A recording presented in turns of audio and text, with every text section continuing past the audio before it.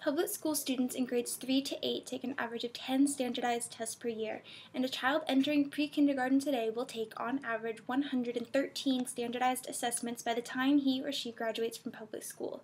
This is according to an article entitled, "Sorry, I'm Not Taking This Test."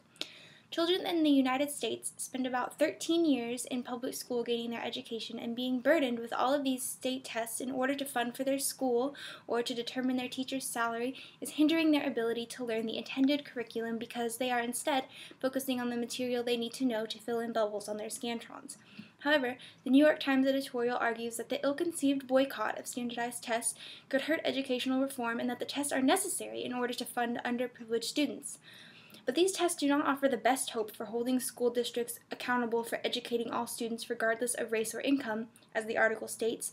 If anything, the tests are aiding in the discrimination. I will be refuting the New York Times' main claim that standardized tests are needed in order to fund underprivileged students, and that this is not only completely misleading, but that the annihilation of these tests could prove to be beneficial. I will first discuss how the tests are only measuring the progress of the curriculum guided towards the test and not the planned annual curriculum of the teachers. I will then discuss how these tests cause discrimination towards lower performing students, which could easily include a majority of those in low-income families. And third, I will discuss how the tests were originally designed to simply prove achievement or to measure the progress or condition of the student and not that of the school or the teacher. The New York Times editorial states that 20% of the students in grades 3 to 8 in New York State public schools this year refused to take the standardized tests in reading and math that are supposed to measure progress in meeting national academic standards. These tests are taking away from the time the student needs to make progress in the classroom. Teachers have to teach what is sometimes entirely different material in order for the students to be able to succeed on these tests, interrupting the actual intended curriculum for the students. According to the article, Are Exams Bad for Children?, Stephanie Schneider says that if we are interested in children succeeding in school, then we need to provide an education rich in context and relevance accomplished through quality instructional time. Teachers have to spend too much time straying from their intended curriculum in order to accommodate for the material these tests demand the children to know. According to Crowder, a school in Florida was administering standardized tests 172 out of the 180 calendar school days until forcibly prohibited by law. According to Beresik, teachers often concentrate their curriculum on skills and knowledge that are relevant to the test, even though critics say that testing will not lead to better schools or better education. These two examples prove that having to focus on the test takes away time from the fundamental curriculum, and tests do not provide the students with knowledge that would be essential to their educations. The New York editorial also states that imposing penalties, federal aid reduction, would further damage poorer districts that already lack sufficient money to improve their academic performance or help subpar students with remedial tutoring.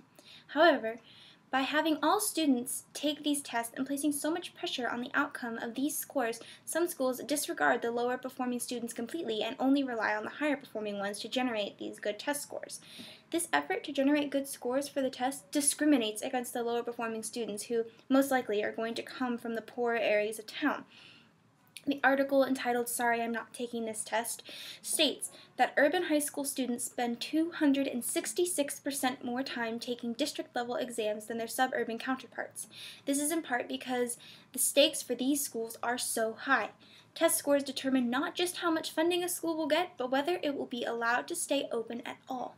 Because of this, the lower performing students are attempting to be taken out entirely, some even being suspended during the time of testing, especially African American and Latino students, and this can largely be accredited to the pressure to raise these scores for the outcome of the entire school.